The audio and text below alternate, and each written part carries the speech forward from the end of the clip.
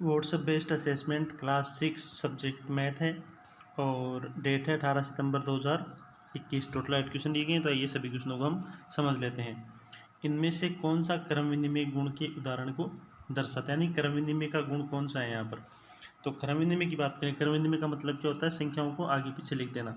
जैसे मैंने लिखा है 2+3, तो इसको हम 3+2 भी लिख सकते हैं, ये क्रम विनिमय होता है। तो यहाँ पर देखना क्रम विनिमय का गुण कौन से में है, तो इसका right answer option number second, 15+34 को जोड़ें चाहे 34+15 को जोड़ें। नेक्स्ट क्वेश्चन है, दिया गया है कि ए बी सी 3 पूर्ण संख्या है, तो कौन सा साहचर्य नियम को दर्शाता है। साहचर्य नियम क्या होता है, गुणा के लिए और जोड़ के लिए साहचर्य नियम लागू होता है, यानी ए गुणा बी गुणा सी, एक तो ये है, और एक है ए गुणा बी गुणा सी, एक ये, तीनों दोनों एक ही हैं।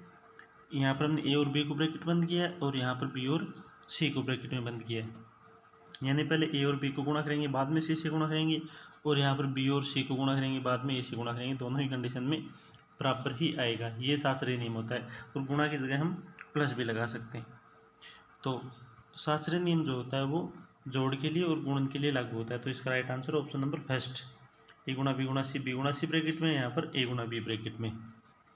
नेक्स्ट क्वेश्चन है, अपूर्व और रिया ने दोनों ने समवर्त गुणधर्म का एक उदाहरण लिखा।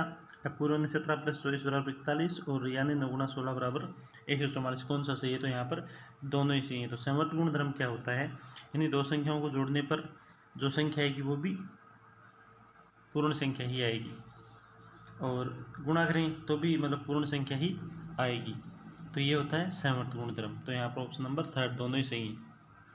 नेक्स्ट है, साहचर्य गुणधर्म को दर्शाने के लिए एक विकल्प को चुनिए। तो यहाँ पर गुणन के लिए जोड़ के लिए साहचर्य गुणधर्म ये है, ऑप्शन नंबर थर्ड। नेक्स्ट है, कौन सी संक्रिया पूर्ण संख्याओं के लिए समवर्त गुणधर्म को संतुष्ट करता है। तो यहाँ पर बात करें हम पूर्ण संख्याओं की, तो पूर्ण संख्या कहाँ से स्टार्ट होती है, 0 से शुरू होती है, 0 1 2 3। तो समवर्त गुणधर्म क्या होता है, दो पूर्ण संख्याओं को जोड़ने पर भी पूर्ण संख्या ही आएगी, ये कन्फर्म है। जैसे 1 और 2 को जोड़ेंगे तो 3 आएगा, 2 और 3 को जोड़ेंगे 5 आएगा, 10 और 15 को जोड़ें तो 25 आता है, तो वो भी क्या होती है, पूर्ण संख्या ही होती है। गुणा करें तो भी पूर्ण संख्या आएगी, लेकिन घटाने और भाग देने में पूर्ण संख्या नहीं आएगी। जैसे 2 में से 3 घटाएं तो क्या आता है, -1 आता है, तो -1 पूर्ण संख्या नहीं है। तो पूर्ण संख्या के लिए समवर्त गुणधर्म को कौन संतुष्ट करता है, केवल गुणा ही संतुष्ट करता है। इसका नेक्स्ट क्वेश्चन है, शिवानी साहचर्य गुण का प्रयोग करके एक प्रश्न हल कर रही है, वह किस प्रश्न को हल कर रही है। तो यहाँ पर साहचर्य गुणधर्म की बात आ जाए तो 3 संख्याएं होनी जरूरी हैं, ए बी और सी, चाहे तीनों गुणा में हो चाहे तीनों जोड़ में हो, तो 3 पूर्ण संख्याओं का जोड़।